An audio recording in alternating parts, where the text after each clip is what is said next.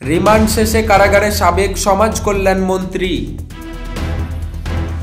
আওয়ামী লীগ সরকারের সাবেক সমাজ কল্যাণ মন্ত্রী নুরুজ্জামান আহমেদকে 5 দিনের রিমান্ড শেষে কারাগারে পাঠানোর নির্দেশ দিয়েছেন আদালত। আজ মঙ্গলবার বিকেলে রংপুরে বৈষম্য বিরোধী আন্দোলনে নিহত মাহমুদুল হাসান মুন্না হত্যা মামলায় গ্রেফতার নুরুজ্জামানকে রংপুর মেট্রোপলিটন ম্যাজিস্ট্রেট 3 আদালতে হাজির করা হয়। এ সময় আসামি পক্ষের আইনজীবী শাহেদ কামাল ইবনে খতিব জামিন আবেদন করলে বিচারক দেবী রানী রায় জামিন না মঞ্জুর করে কারাগারে পাঠানোর নির্দেশ দেন। তবে সাবেক এই মন্ত্রীর বিরুদ্ধে নতুন করে রিমান্ড আবেদন করেনি পুলিশ।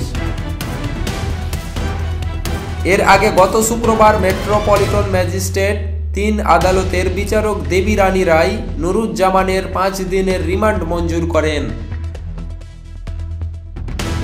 সাবেক এই মন্ত্রী গত 30 জানুয়ারি রাতে রংপুর নগরীর সেন্ট্রাল রোডের পোস্ট অফিসের গলিতে তার এক আত্মীয়র বাসা থেকে গ্রেফতার করা হয়। 5 আগস্টের পর থেকে তিনি ওই বাড়িতেই আত্মগোপন করেছিলেন বলে জানা গেছে।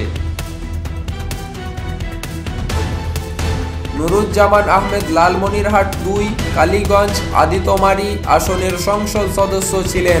তিনি 2015 সালে সমাজ কল্যাণ প্রতিমন্ত্রী ও 2019 সালে সমাজ কল্যাণ মন্ত্রীর দায়িত্ব পান। 7 জানুয়ারি দ্বাদশ জাতীয় সংসদ নির্বাচনে তিনি পুনরায় সংসদ সদস্য হন। প্রিয় দর্শক, এখন এ পর্যন্তই। পরের সংবাদ দেখার জন্য আমাদের গোলাহাট নিউজ চ্যানেলটি সাবস্ক্রাইব করে রাখতে পারেন। ধন্যবাদ।